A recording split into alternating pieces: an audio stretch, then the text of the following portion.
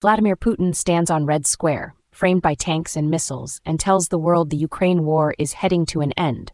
On the very same day, a US-brokered ceasefire collapses amid mutual accusations of violations. He proposes Gerhard Schroeder, an 82-year-old Kremlin loyalist, as a peace mediator, and the West responds with polite skepticism rather than outright fury. And Ukrainian forces are reportedly making battlefield gains even as Moscow talks peace. Something doesn't add up here, or maybe it adds up exactly as Putin intended. Joining me now are Elena Vasquez, our Europe and EU analyst, and Alex Park, our technology and science analyst. Elena, let me start with you. Is Putin genuinely seeking an exit, or is he playing the West for fools again? Thanks, Emma. Let me be absolutely direct. This is a trap, and the West is sleepwalking into it. Putin doesn't announce peace from a position of weakness. He announces it from a position of calculated advantage. He's holding significant Ukrainian territory. The ceasefire fell apart within hours on day one, and he's proposing Gerhard Schroeder as a mediator, a man who was lobbying for Russian gas pipelines while Ukrainian cities were being bombed. That's not a peace proposal. That's an insult delivered with a straight face. Douglas Murray has been warning for years that every time the West mistakes Russian tactical pauses for genuine de-escalation, Russia uses that pause to rearm, reposition, and return stronger.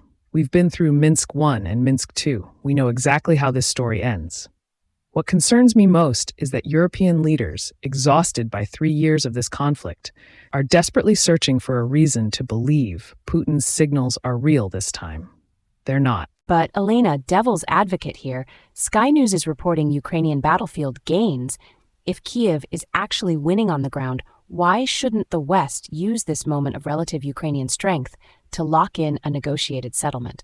And Alex, what's your read on the strategic picture? Well, look, I think Elena's instincts are right, but I'd push back on the framing that this is purely a geopolitical chess game and nothing else matters. There's a real economic dimension here that keeps getting ignored.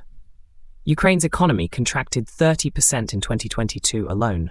The US has committed over $100 billion in aid. European energy markets were catastrophically distorted by the conflict. At some point, the data forces you to ask, what does a sustainable endgame actually look like? Now, I'm not saying take Putin's word for it, obviously don't do that. But the ceasefire, even a fragile one, creates conditions where economic reconstruction can begin, where markets can stabilize, where the real long-term cost of this war to Western economies can be honestly assessed. The free market case for peace, even an imperfect peace, is stronger than the foreign policy establishment wants to admit. With respect, Alex, that completely misses the point. I hear what he's saying about economics, but you can't build sustainable markets on stolen land. You can't have reconstruction when Russia is still holding Crimea, Donetsk, Luhansk, Zaporizhzhia, Kherson. The moment you accept a frozen conflict, you reward aggression. Full stop. And then what? China watches, China calculates. Taiwan becomes the next test case. This isn't abstract geopolitics. This is the foundational principle of national sovereignty. Once you let one nuclear-armed autocrat take a neighbor's territory and pay no real strategic price, you've told every other autocrat on the planet that the rules don't apply to them. Putin isn't offering peace. He's offering the West a way to feel good about accepting his conquest. That's not peace. That's surrender with a ribbon on it. Here's what I want to know. Putin's floating Schroeder as mediator? The ceasefire's already broken down, and Hungary's Orbán appears to be on his way out. Does Western unity on Ukraine actually have a realistic chance of holding?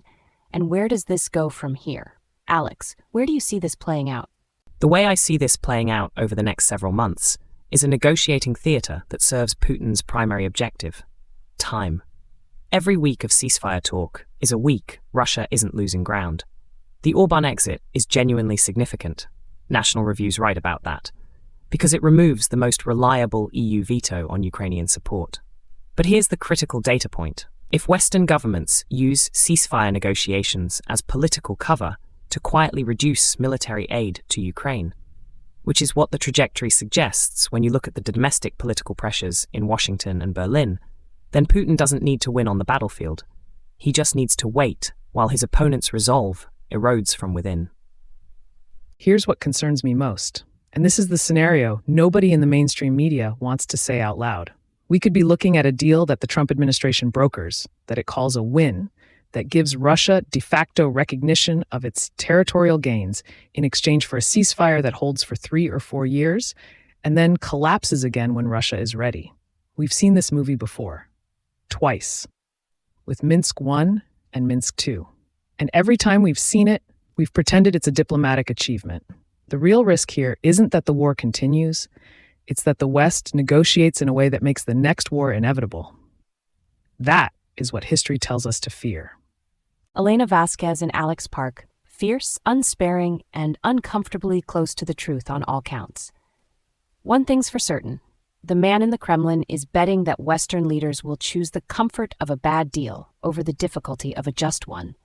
And right now, he's got very good odds.